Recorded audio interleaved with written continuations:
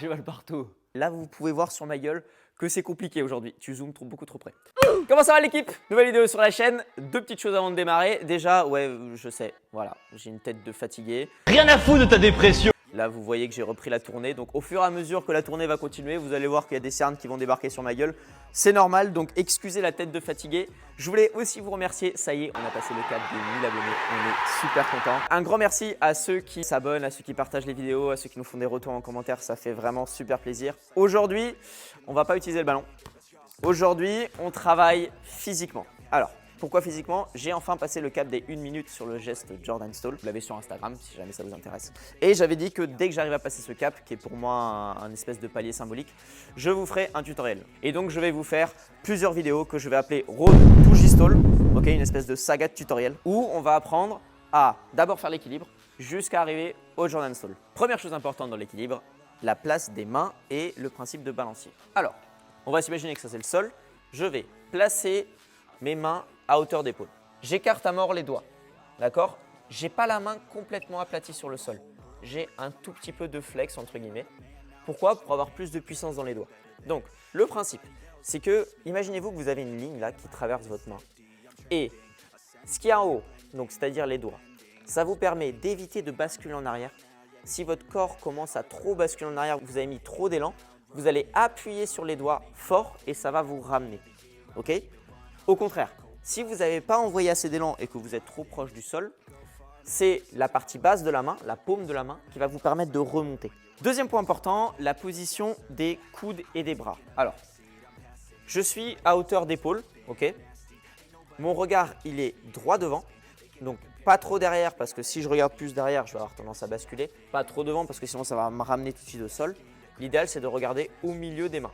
Écart au niveau des épaules, je regarde au milieu des mains. Et ce qui est important, c'est le mouvement des coudes. Alors, dans l'idéal, il faut que là, les bras soient verrouillés et il faut pousser le sol. Là, on s'imagine que tout ça, c'est le sol. Je vais verrouiller les coudes et pousser pour m'obliger à avoir aussi au niveau des épaules quelque chose qui va vers l'avant. Il ne faut pas que je sois là. Ok? Il faut que je sois ici quand je fais l'équilibre. Pourquoi? Parce que imaginons que je sois déséquilibré ou que je bascule. J'ai la possibilité, si je suis bien verrouillé ici, de pouvoir justement me réajuster en rentrant les épaules. Si je suis déjà rentré ici et que je suis déséquilibré, je n'ai pas de marge de manœuvre. Je vais tomber ou je vais être obligé de marcher, ça va être plus compliqué. Alors que si je suis verrouillé ici déjà, eh ben, je vais pouvoir ici réajuster si jamais je n'ai pas mon équilibre parfait. Donc, important d'être verrouillé ici, verrouillé au niveau des coudes. Pourquoi c'est important de verrouiller au niveau des coudes? Parce que ça vous permet de gagner de l'endurance.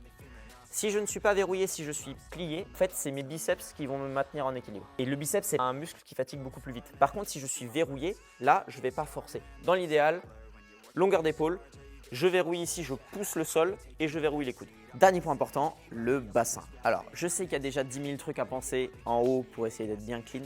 Mais en bas, c'est super important également. Donc déjà, je contracte à mort les abdos, je suis gainé quand je suis en équilibre. L'idée, c'est de ne pas relâcher ce qui se passe en bas, surtout que c'est plus dur à contrôler que ce qui se passe en haut. Donc, je suis très vigilant à avoir les abdos bien gainés et le bassin vers l'avant.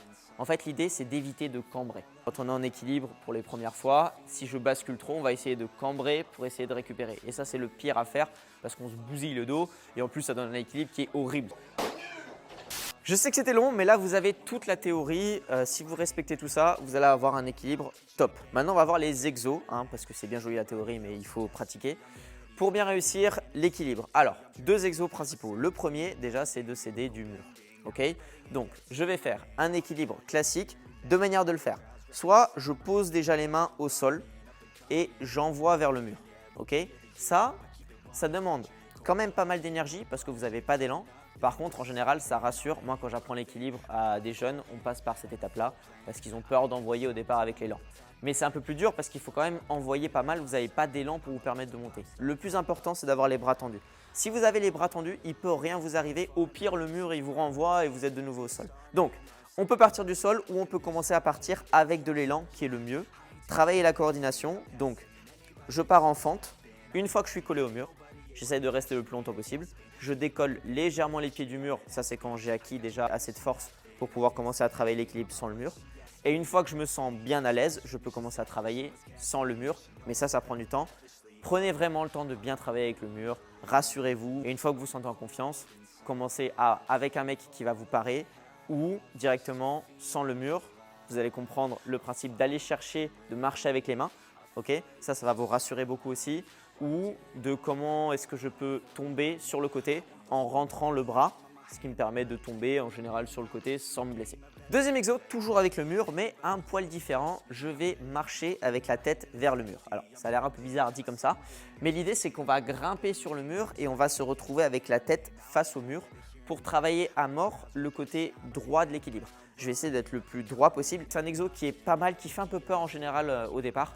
Mais pareil, vous risquez pas grand chose, ne vous inquiétez pas, je garde les bras bien tendus. Une fois que vous maîtrisez ces deux exos, avec le mur classique et avec le mur, mais cette fois de face, vous êtes prêt pour travailler votre équilibre sans le mur.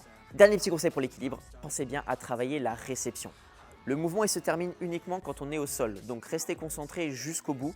Travaillez ce qu'on appelle la négative du mouvement.